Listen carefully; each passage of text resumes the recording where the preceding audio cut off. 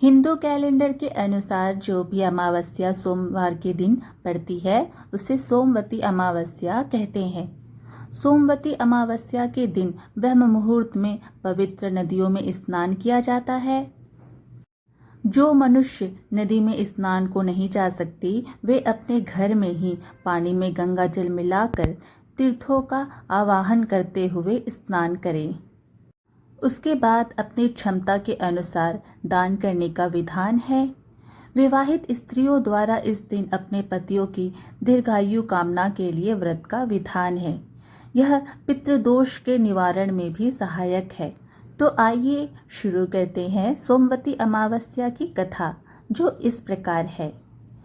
एक गरीब ब्राह्मण परिवार था। उस परिवार में पति पत्नी के अलावा एक पुत्री भी थी। वह पुत्री धीरे धीरे बड़ी होने लगी। उस पुत्री में समय और बढ़ती उम्र के साथ सभी स्त्रियोचित गुणों का विकास हो रहा था। वह लड़की सुंदर, संस्कारवान एवं गुणवान थी, किंतु गरीब होने के कारण उसका विवाह नहीं हो पा रहा था। एक दिन उस ब्राह्मण के घर एक साधु महाराज पधारे। वो उस कन्या के सेवा भाव से काफी प्रसन्न हुए। कन्या को लंबी आयु का आशीर्वाद देते हुए साधु ने कहा कि इस कन्या की हथेली में विवाह योग्य रेखा नहीं है। तब ब्राह्मण दंपति ने साधु से उपाय पूछा कि कन्या ऐसा क्या करे कि उसके हाथ में विवाह योग बन जाए।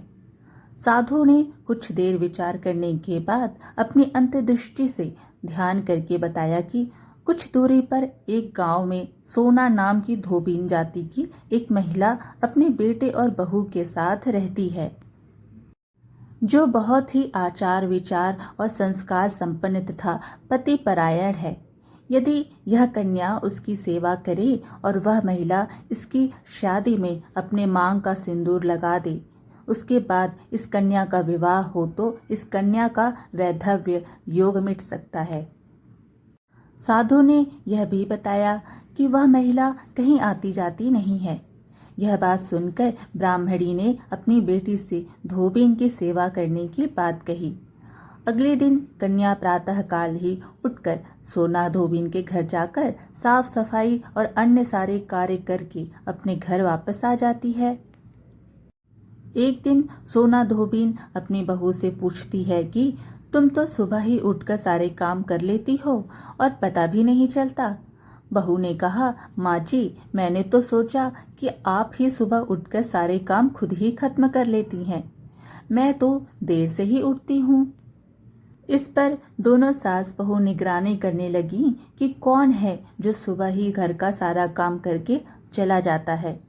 कई दिनों के बाद धोबीन ने देखा कि एक कन्या अंधेरे घर में आती है और सारे काम करने के बाद चली जाती है। जब वह जाने लगी तो सोना धोबीन उसके पैरों पर गिर पड़ी। पूछने लगी कि आप कौन हैं और इस तरह छुपकर मेरे घर की चाकरी क्यों करती हैं।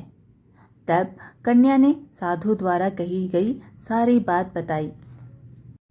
सोना धोबीन पति परायण थी, उसमें तेज था। वह तैयार हो गई। सोना धोबीन के पति थोड़ा अस्वस्थ थे। उसने अपनी बहू से अपने लौट आने तक घर पर ही रहने को कहा। सोना धोबीन ने जैसे ही अपने मांग का सिंदूर उस कन्या की मांग में लगाया, उसका पति मर गया।